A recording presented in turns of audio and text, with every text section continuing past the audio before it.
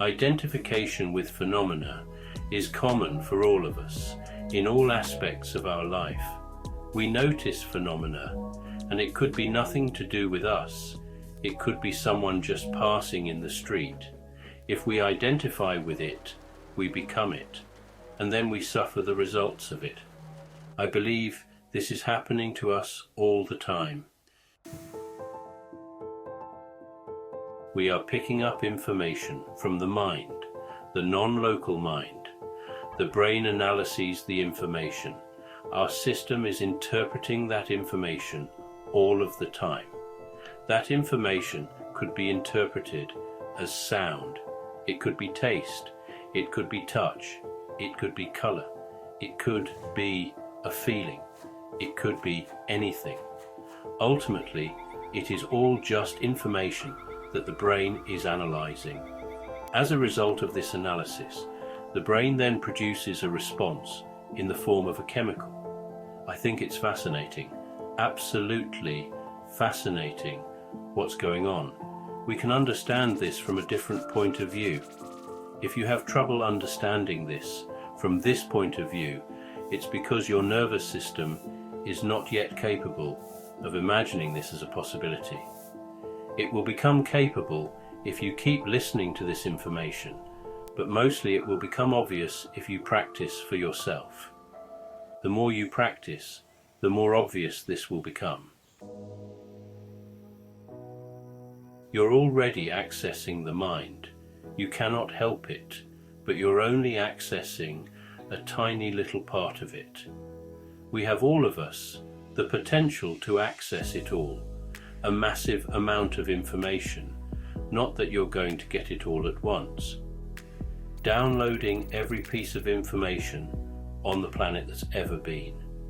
That would probably create all sorts of problems, but it's as though you can access the right information at the right time. To some degree, and I don't know what degree, I think that's what I do now. I've seen it happen with a lot of people before. I don't come in knowing all the answers. I don't know the answers. I don't know the questions. I don't know what's going on. But if I can get out of the way, if the personality, which is addicted to the past, which is built on insecurity, if that can get out of the way, then the information is there to be shared. What I'm doing is reminding you of something you already know, but you've forgotten because of conditioning. Whether that's true or not, I don't know. You can make your own mind up on that. But if you continue to practice and devote as much time as you can to it, which will vary depending upon who you believe yourself to be right now, who you think you are, and so on and so forth. But the more you can let go, the more you'll be able to access. When you open up to access more information from the non-local mind, the world appears to be a very different place. Previously, your thinking was that the world that you perceive will be the same as it was yesterday. If that remains your expectation, then your world will always present as it was yesterday. And then you've got to deal with the same old problems in the same old way again. You've got to deal with the results of where you've given energy in the past. This is what needs to catch up. All of the charge created out of past identification, conscious or otherwise. This process is sometimes referred to as the dark night of the soul, when all of your past hits the fan, information, or charge that you haven't yet embraced. So this whole belief, taking stuff personally and seriously, that's due to the ignorance of the true nature of who you are. That is a condition that's been imposed upon you as a result of taking on a body and coming into society. I don't think there's anything wrong with that. I think it's necessary, and it's a good thing to have a body and have an experience. But I don't think it's a good thing that you take yourself so seriously, and take everything so personally. We think that we're the thinker, that we are the one having the experience, instead of we're the one observing an experience. That would make a huge difference to your life, if you could understand that, a huge difference. As you develop the ability to be the observer, you can see that you're not the emotion, you're not the anger, you're not the anxiety, you're not the insecurity. This identification with phenomena is a global condition that so many people subscribe to. We all pick up signals from the non-local mind. If we identify with the signal, if we identify with anxiety, we transmit anxiety because our whole body becomes anxious.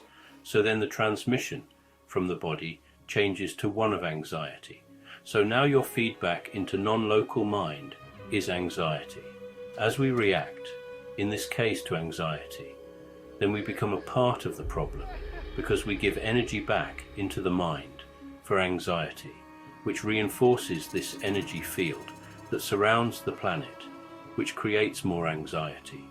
When we can notice anxiety in our body, in any situation, and we can understand it for what it is, and be sufficiently trained in the clearing practice of acceptance or whatever, we do not give energy to anxiety.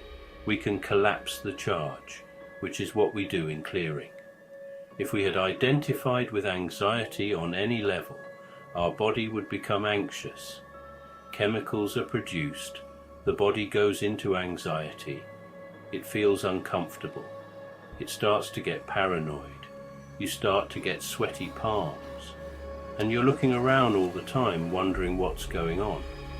You're transmitting a massive amount of anxiety, so the people standing near you can start to freak out as well. So by continuing to identify with any phenomena whatsoever, you continue to be a part of the problem.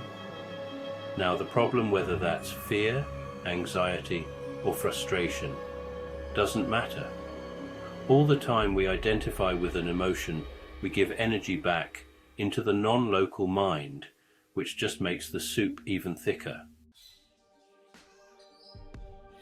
When you can collapse that feeling, you become a part of the solution. Not only do you become a part of the solution, of course, but you're no longer poisoning your body with all these toxic chemicals.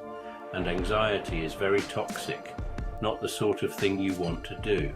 Putting these toxic chemicals into your body on a regular basis, because it's going to really screw up your health, physical, emotional, psychological. It's a really fascinating journey.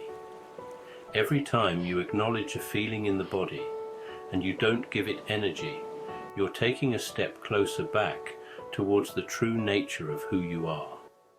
So then the game continues, of course. Please like and subscribe.